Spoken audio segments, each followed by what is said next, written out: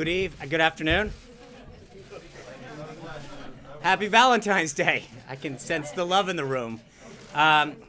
First off, last night, the Treasury Department's Office of Foreign Asset Control, OFAC, labeled the Venezuelan vice president as a specially designated narcotics trafficker under the Kingpin Act.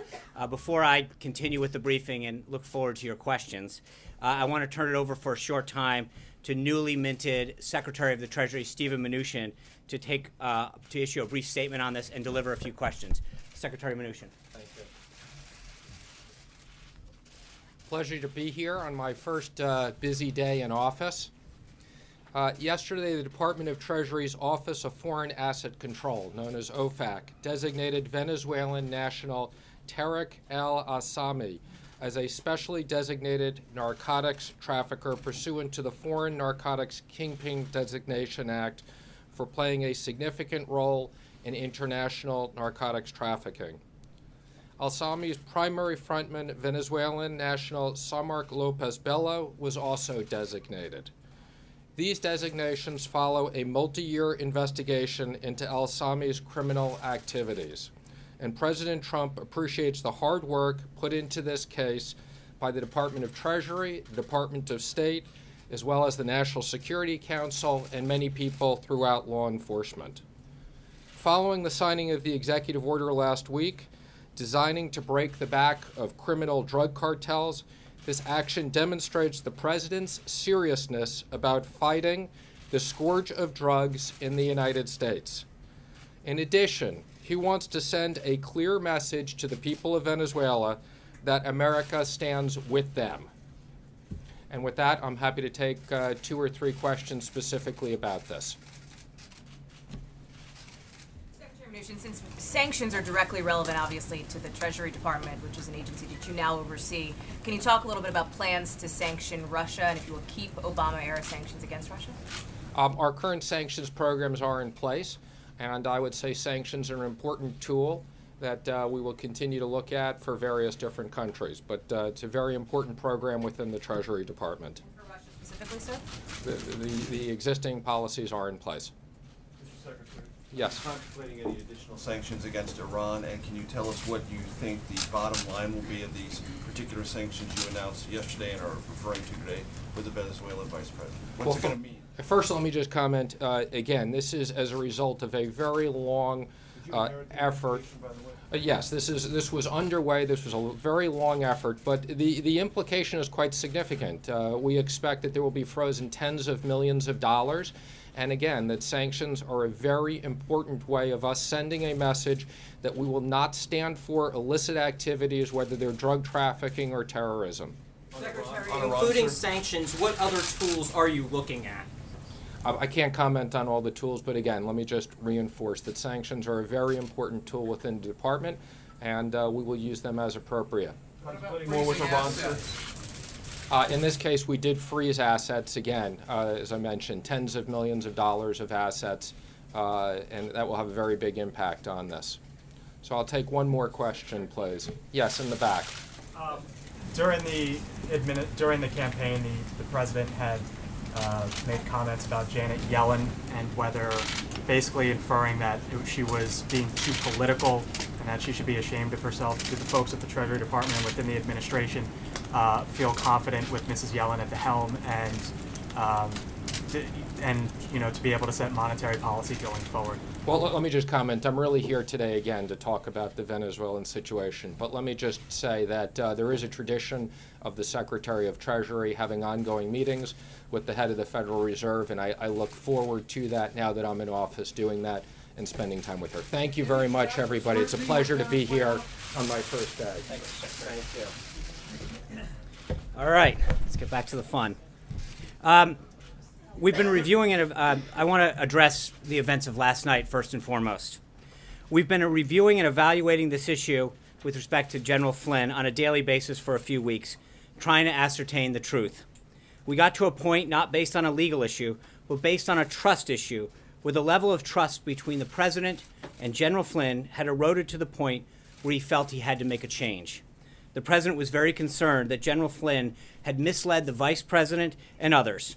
He was also very concerned, in light of sensitive subjects dealt with by that position of national security advisors like China, North Korea, and the Middle East, that the president must have complete and unwavering trust for the person in that position. The evolving and eroding level of trust as a result of this situation and a series of other questionable instances is what led the president to ask for General Flynn's resignation.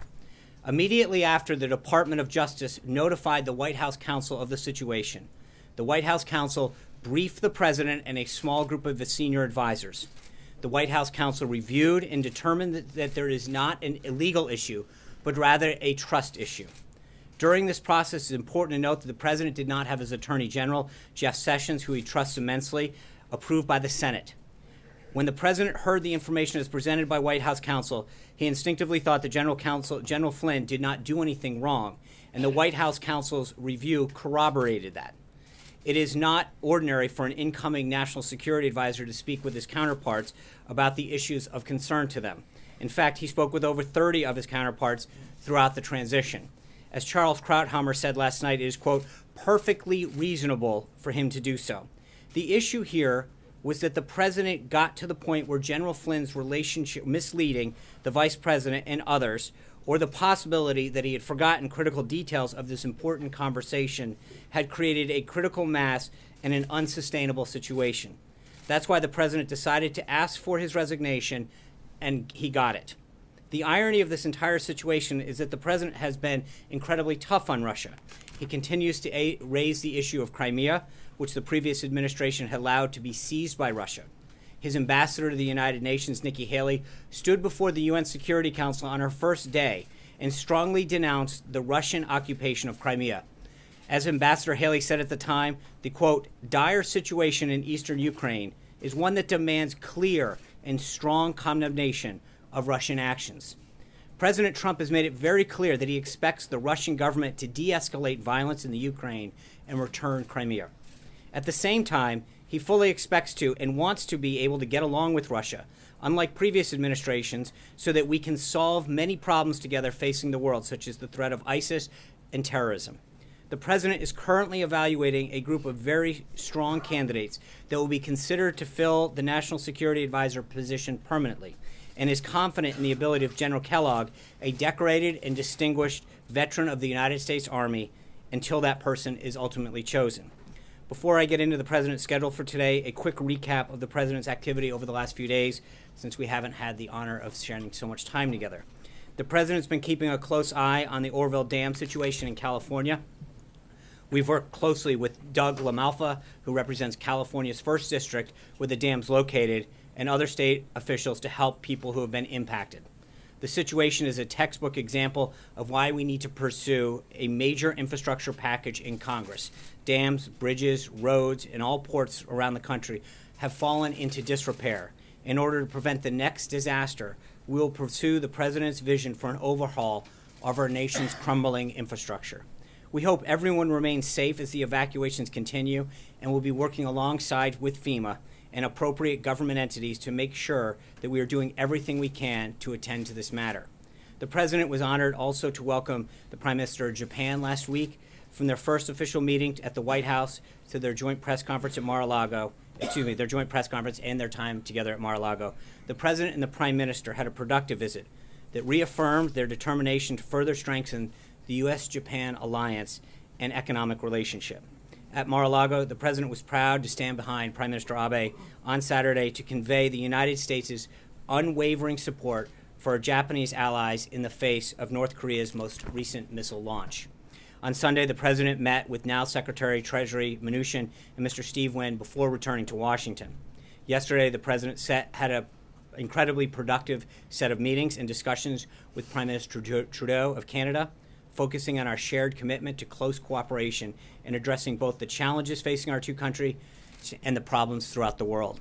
Our countries share a profound economic interest, with more than $2 billion in two-way trade flowing across our border every day. The president was pleased to launch the Canada-United States Council for the Advancement of Women Entrepreneurs and Business Leaders by holding a roundtable discussion here at the White House. Together with Prime Minister Trudeau, his daughter Ivanka, the president discussed the unique challenges that women face in the workplace with an incredible group of successful and respected female business executives from both countries. A full list of the participants is available through the pool. In addition to his in-person meetings with the prime ministers of Japan and Canada, the president also recently had phone calls with the presidents of Tunisia, Peru, Nigeria, Colombia, and South Africa.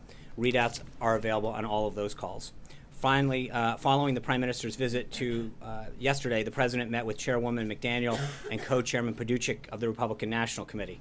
In the afternoon, the President participated in a pinning ceremony for Major Ricardo Turner, one of his military aides. The aides to the President are mid-grade officers, one from each of the services.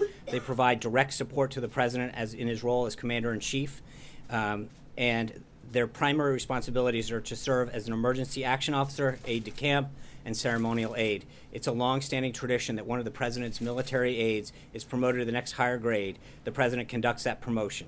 Major Ricardo Turner, the President's military aide, was recently promoted to Lieutenant Colonel, and the promotion was held in the Oval Office. The President also spoke yesterday with Maureen Scalia on the one-year anniversary of her husband's passing. The President and Mrs. Scalia discussed her late husband's incredible legacy and how the President is making every effort to carry it on by nominating Judge Gorsuch, who shares the love of the Constitution, to succeed him on the bench. Last night, the President obviously hosted the swearing-in of Secretary Mnuchin in the Oval Office. Secretary Mnuchin is a world-class financier whose decades of experience with financial and monetary matters make him the ideal person to spearhead the President's plan to develop a dynamic, booming economy that works for all Americans. We're glad to officially have him on board. Now moving on to the schedule of today. This morning, the President and newly confirmed Secretary of Education DeVos held a parent-teacher conference meeting with parents and educators from public, private, charter, and homeschools this morning. The President opened the meeting by congratulating Secretary DeVos for her toughness and staying the course throughout her confirmation process. He then discussed his vision for all Americans to have an opportunity to climb the ladder of success, starting with making quality education available to every child, no matter their zip code. Under the current system, the President believes too many of our children are trapped in failing schools, especially in the African American community. The President told the group to begin addressing this problem, which he views as a civil rights issue. He wants parents to be able to decide what educational options are best for their children. The group launched into a wide-ranging discussion that included public and charter schools, homeschooling, dropout prevention, and the Basis Schools program, states' responsibilities, and the current state of the U.S. Department of Education. The President's ultimate goal is to create safe communities, great schools, and well-paying jobs. He believes that each of these goals is linked to the others, and the Trump administration is taking concrete steps to achieve them all. The President also spoke on the phone earlier today with Prime Minister May of the United Kingdom, continuing the productive conversation they started during her visit earlier this year. A readout on that call should be coming soon.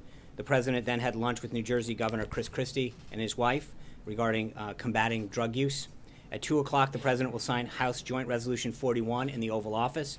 The resolution is the start of rolling back harmful Obama-era regulations, which have cost the American businesses and consumers a staggering $890 billion, making our companies less competitive and even driving some of them out of business. The American free enterprise system is the greatest engine for economic prosperity in the world. But for too many to reach its maximum potential, we must remove the barriers to productivity that are holding back our great workers and businesses. Misguided federal regulations, such as the SEC rule addressed by HJR 41, inflict real cost on the American people and put our businesses, especially small businesses, at a significant disadvantage. It's a priority for the Trump administration to fix our broken regulatory system so that it enhances American productivity and well-being without imposing unnecessary costs and burdens. Signing this joint resolution is one more step towards achieving this goal. Later this evening, the President will meet with Secretary Kelly and Attorney General Sessions to continue discussions on potential options for addressing the very clear national security threats we're facing in light of the recent Supreme Court ruling. Tomorrow, the President is pleased to be welcoming Israeli Prime Minister Benjamin Netanyahu to the White House. They will discuss ways to advance and strengthen the special relationship between our two countries and stability in the Middle East. They will consult on a range of issues, regional issues, including addressing the threats posed by Iran and its proxies, the crisis in Syria, and countering ISIS and other terrorist groups.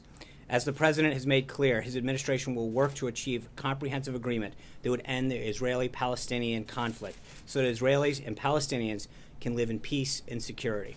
The way forward toward that goal will also be discussed between the president and the prime minister. They will hold a joint press conference tomorrow as well, and further guidance will be coming on the time and location. Looking ahead to Friday, the president will travel to Charleston, South Carolina to attend the rollout of the first Boeing 787-10 Dreamliner. This visit will give the president an opportunity to celebrate a huge milestone for thousands of workers at Boeing, America's #1 exporter and the millions of American workers involved in aerospace. This trip has been months in the making, and we're thrilled to celebrate the rollout of this amazing plane. With that, I'd be glad to take some of your questions. Jonathan Carl. Back in January, the president said that nobody in his campaign had been in touch with the Russians. Now, today, can you still say definitively that nobody on the Trump campaign, not even General Flynn, had any contact with the Russians before the election? My understanding is that what General Flynn has now expressed is that during the transition period, well, we were very clear that during the transition period, he did speak with the ambassador. I'm talking about during the campaign. I don't have any. There's nothing that would conclude me that anything different has changed with respect to that time period. And why would the president, if he was notified 17 days ago that Flynn had misled the vice president, other officials here, and that he was a potential threat to blackmail by the Russians, why would he be kept on for almost 3 weeks? Well, that assumes a lot of things that are not true. The president was informed of this. He asked the White House counsel to review the situation. The first matter was whether there was a legal issue. And we had to review that whether there was a legal issue, which the White House counsel concluded there was not. As I stated in my comments, this was an act of trust. Whether or not he actually misled the vice president was the issue. And that was ultimately what led to the president asking for and accepting the resignation of General Flynn. That's it, pure and simple. It was a matter of trust. We went through a very deliberative process, a very thorough review. The first part of it was clearly to understand the legal aspect of this. And that was simply concluded there was no legal aspect. And then what happened is the president evaluated the trust aspect of it. Major.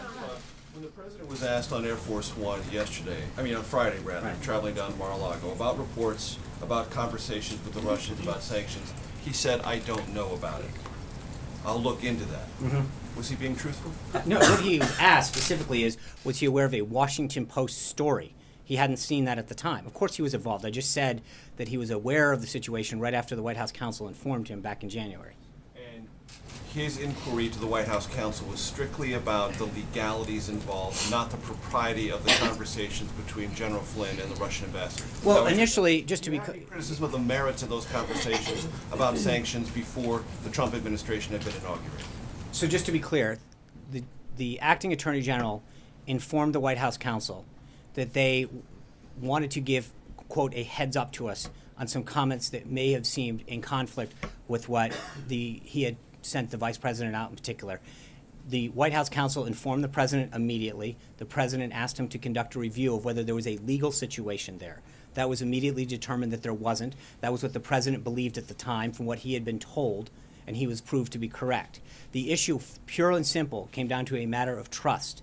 And the president concluded that he no longer had the trust of his national security advisor over. It was proper for the incoming national security advisor, not part of an administration, to be discussing an issue as sensitive as sanctions with the Russian ambassador. I mean, his job is to discuss issues with his counterparts. I mean, Charles Krauthammer put it perfectly last night. That's what he's supposed to be doing. I mean, that's his job. We would constantly read out throughout the transition who he was speaking to, how he was getting ready. The president was receiving congratulatory calls from around the world. We would read out the world leader calls. The job of the incoming NSA is to sit down with the counterparts and start that dialogue. And that's exactly what he did. So the question wasn't, did he do anything improper or illegal? It's the question of, could he be trusted further? And that trust, or the erosion of that trust, was frankly the issue. So, hold on. Can the president instruct him to talk about sanctions? No, absolutely not. No. But no, and there's no, that's never. So would you prefer he had not done that? Well, I think the president had no problem with the fact that he acted in accord with what his job was supposed to be doing. He had the ability to talk about issues that were important, whether it was that or the 30 other countries that he spoke to. That was part of his job.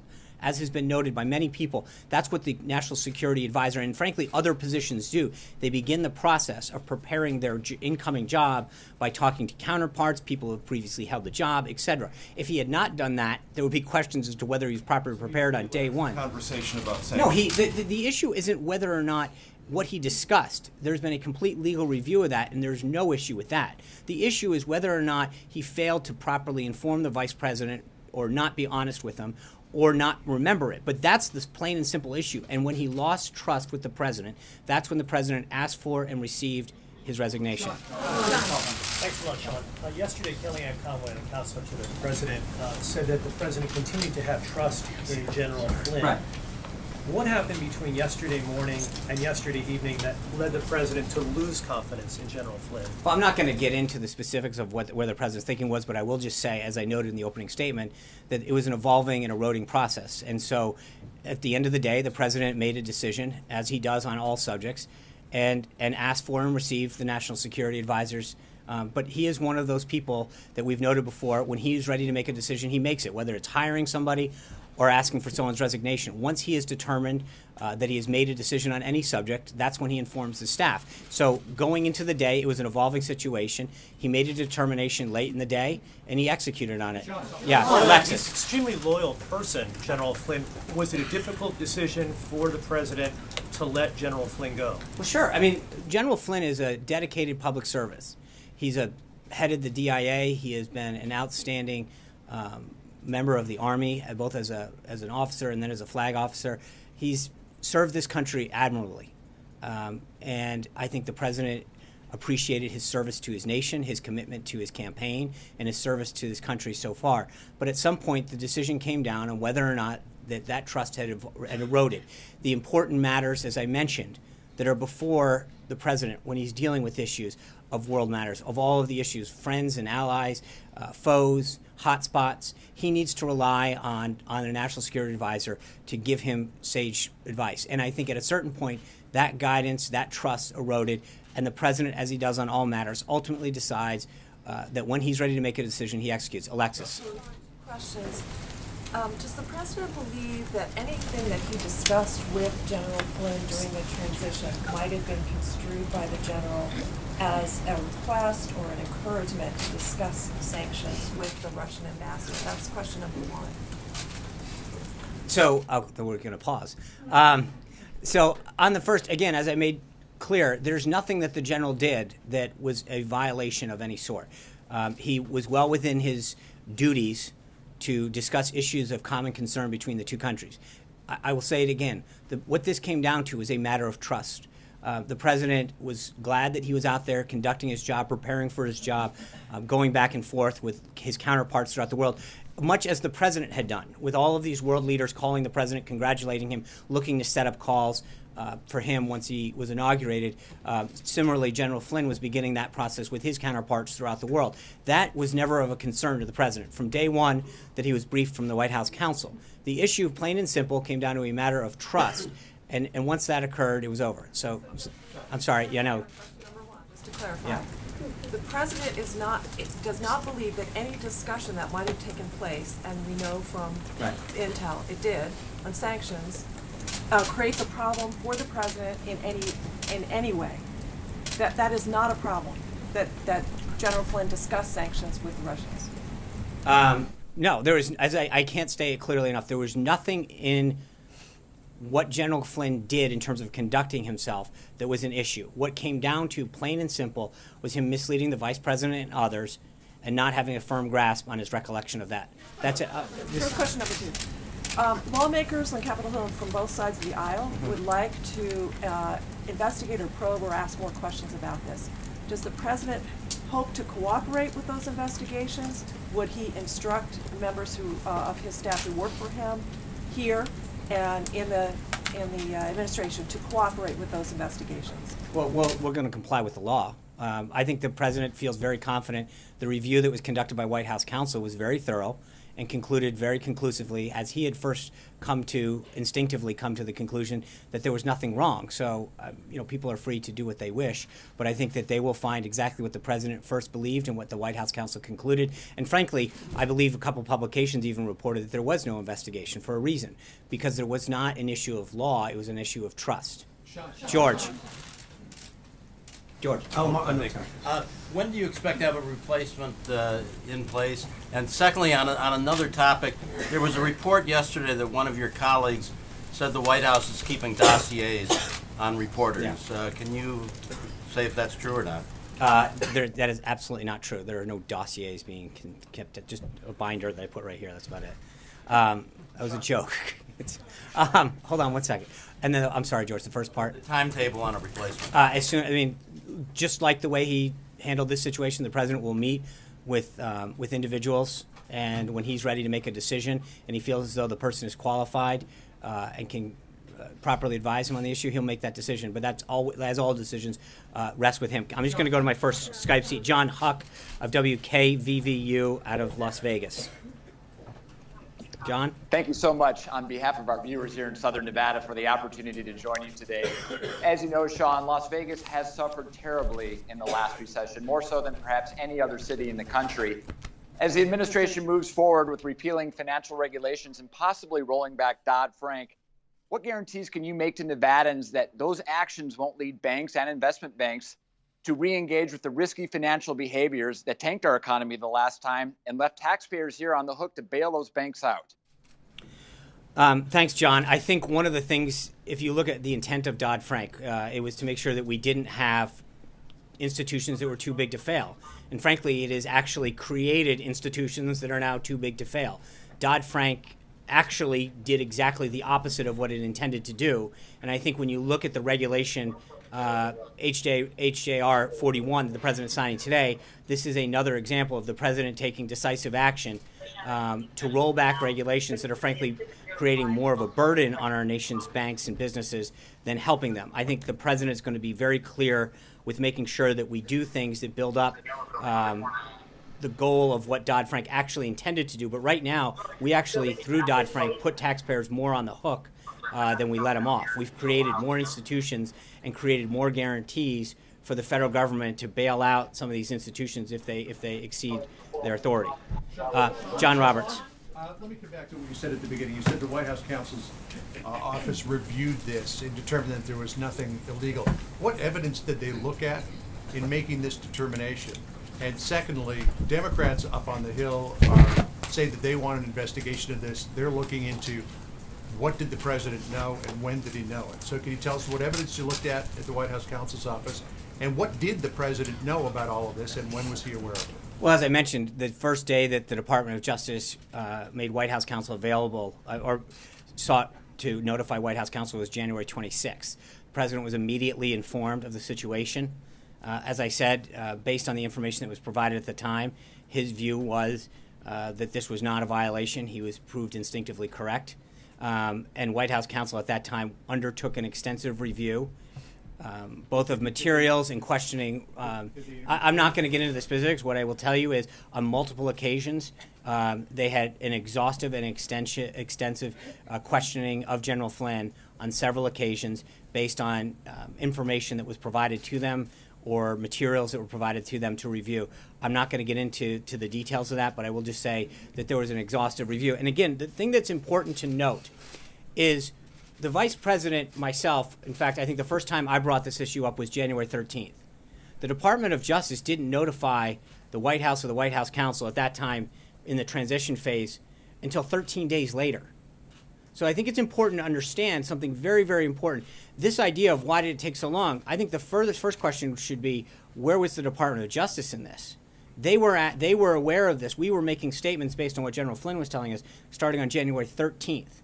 The vice president went out on the 15th, right? They didn't notify the White House counsel's office until January 26th. At that time, there was an immediate, the president was immediately informed of that and then asked the White House counsel to conduct a very, very thorough review. The first part of that review was focused on whether or not there was any legal issue. That's it. Once that became the issue, then it shifted into phase 2, which is whether or not there was trust still maintained, and that issue, then that became a separate set of issues that were. I'm speaking to the actual evidence. That the FBI has transcripts of these intercepts, which I assume were done by the NSA via a FISA court order. Was there any communication between the White House counsel's office and the FBI? Did those transcripts ever enter into I will the say that government? obviously there was obviously communication between the Department of Justice and the White House counsel's office. I'm not going to get into the specific nature of that. I think it would be inappropriate because of the nature of the information that was being discussed. Yeah. Why not dismiss the general on January 27th? Why, if the question was of trust, and immediately, you have January 15th, he's on Face the Nation saying that, Vice President Pence is on Face the Nation saying that this is what General Flynn told me, and then January 26th, you hear the opposite. Why not immediately act? Why wait another 2.5 weeks? I don't understand how that's a due process. Because what the Attorney General didn't come in, and the acting Attorney General come in and say that there was an issue. She said, we wanted to give you a heads up that there may be information. Okay? She could not confirm there was an investigation. And so it would be unbelievably short-sighted and wrong to go in and dismiss someone immediately. In fact, what the president did was take decisive action to make sure that the White House counsel thoroughly reviewed and vetted the situation. He took immediate decisive action. And if you look at the timeline in terms of what he did and how that expanded, the White House counsel's first and foremost goal was to make sure that there was not a legal issue at hand. Once that was concluded, then it became a phase of determining whether or not the general's action on this and a whole host of other issues undermined his trust in the president. But the president, from day one, from minute one, was unbelievably decisive in asking for and demanding that his White House counsel and their team review the situation, first and foremost to question whether there's a legal issue. And what they immediately determined, not immediately, but within several days, was that after review, that there was not a legal issue, and then it moved into a second phase. Mark. Because Sean, the president tweeted this morning, the real story is leaks, illegal leaks. It is leaks. But if you think about this, understand that all of this information was leaked. I mean, I got to, and again, I know we've got this, me lecturing you about what stories should be, but I think that there's a real story here. The idea that not just in this administration, but the Obama administration, going back to the Bush administration and back, that we have an issue where classified information, of which this would be, is handled in such a way that it is being given out. And I know in some cases it's a good story, and I understand that, and that's to some degree your responsibility to write that. But I think there's also a story here where the amount of leaks that are coming out of people that are entrusted with national security secrets and classified information are leaking it out. That's a real concern for this president, that when he's talking on the phone with a world leader, that when he's making key decisions that are in the interest of protecting this country, that we have to wonder whether or not people who work for our government, who are entrusted with classified information and decisional-based materials, are leaking that information out. That, I do believe, is a big story that should be reported. I also believe that the president is rightly so very, very concerned about this, because it's not just something that is plaguing the current situation, but it goes back through the Obama administration, the Bush administration, the Clinton administration. When we have government employees that are entrusted with this and then leak it out, that undermines our national security, frankly. Trey. I'm sorry. I apologize. I know you just forgot. You didn't mean to say that. I have a question, but I want you to clarify something you just said to John. Are you saying that no one has read the transcripts of the calls, or you just don't want to tell us whether they have? I have said that I'm not going to comment on it. Okay. So my question is about sanctions. You were very specific in talking about the sanctions against Crimea, and that he doesn't want to lift them until Crimea is returned. But the sanctions that Flynn was discussing were the sanctions for the election hacking. Right. That's something the president could remove on his own if he wanted to. Is he committed to keeping those? I think Secretary Mnuchin commented on that. There's no change in our current sanctions strategy or with Russia, and I've got nothing for you on that. Trey. So the current story is leaks. What is the president willing to do to investigate further to determine where these leaks are coming Again, from? I think this goes back to the same way he negotiates. Telling people what we're going to do to cover up additional leaks wouldn't be a very sound strategy when it comes to making sure that doesn't happen again. The president's been very clear when he's negotiating or dealing with an issue like this, you don't telegraph to people how you're going to handle it. Good. Hold on. Trey gets a follow-up. Everyone else got one. So he is going to take some sort of steps to investigate these leaks? I would just say that the president is, as I said, is clearly upset about this. He understands the threat that they pose to our national security, and he's going to make sure that he continues to take action to make sure that stops. Yes. Yeah. Thank you. So, you mentioned time and time again that this is an issue of trust. You also said that it was an evolving issue, and that the issue of the trust that the president had for Flynn came down to this deception that happened with the vice president, but also a host of other issues. What were the other issues, and was the vice president the only person that was misled by Flynn? Were other people misled? I mean, I think I've stood before you before and explained what General Flynn had conveyed to me. I think there were some others that had similarly expressed that to as well. So, you know, that's why it's others, because it wasn't just people who went out and made public pronouncements, that in a series of questioning that was rather exhaustive over a long period of time, he continued to maintain that had not occurred. And I think that's where the president continued to, and that's why the president was very clear that it was an eroding issue, because it was after a series of issues and a series of statements and pronouncements that the president came to that conclusion. Were there other issues outside of this call and the deception over that led to the mistrust? I think the statement's very clear that it was this and a series of issues. With that, let me go to Jason Stevens of the Federalist paper in Ashland, Ohio. Thank you. What our readers at the Federalist Papers Project are most interested in is returning the country to the first principles of Republican government, as understood by the American founders. One of those principles in the Declaration of Independence is the consent of the governed.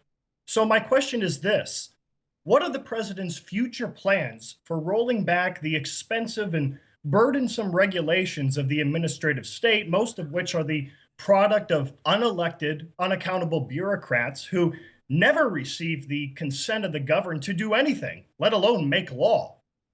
Thanks, Jason. I think, as I mentioned today, the president in just a few minutes is going to be signing HJR 41, which is one of those attempts to roll back some onerous Dodd-Frank regulations with respect to the SEC in particular. He is going to continue. Last week we rolled out another one of those executive orders that ensures that for every new regulation, 2 must be gotten rid of. The president's commitment to rolling back regulation and the overreach of government, I think, is unwavering and unquestionable. So you're going to continue to see this president undo a lot of that government overreach. And so, Jim. Yeah, just a quick question. You said earlier in your comments that the president has been incredibly tough on Russia. Mm-hmm. How is that possible? He has made comment after comment over the course of the campaign, the transition, where he defended Vladimir Putin. He had an interview with Bill O'Reilly where when he was asked, Vladimir Putin's a killer, he said, well, America hasn't been that much better in this regard. Also, to me, it seems, and I think to a lot of Americans, it seems that this president has not been tough on Russia. How can you say that? Because I just walked through. I think there's a difference between the president wanting to have an understanding of how a good relationship with Russia can help us defeat ISIS and terrorism throughout the world. Look, the Obama administration tried to have a reset with Russia. They failed. They tried to tell Russia not to invade Crimea. They failed. This president understands that it's in America's national and economic interests to have a healthy relationship. If he has a great relationship with Putin and Russia, great. If he doesn't, then he'll continue on. But he's not going to just assume that because it wasn't able to happen in the past. I think you've seen with Prime Minister Abe in particular and others that the reset that Prime Minister Netanyahu has talked about tomorrow, so many of these countries from around the globe are looking forward to resetting the relationships that this country has with them, that they feel as though that they were abandoned over the last 8 years, and that they are excited about the prospect of a new U.S. relationship under a Trump administration. So, but with respect to Russia, I think the comments that Ambassador Haley made at the UN were extremely forceful and very clear that until they leave... Haley, not the president. She speaks for the president. I speak for the president. All of us in this administration, and so all of the actions and all of the words in this administration are behalf and at the direction of this president. So I don't think we could be any clearer on the president's commitment. Katie Pavlich. Just a quick little follow-up, because I haven't had any follow-ups, or questions in a while, but anyway.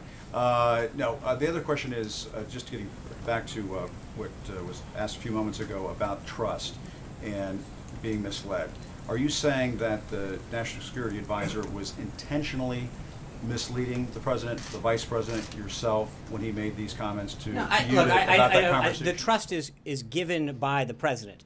It's a relationship between he and any individual.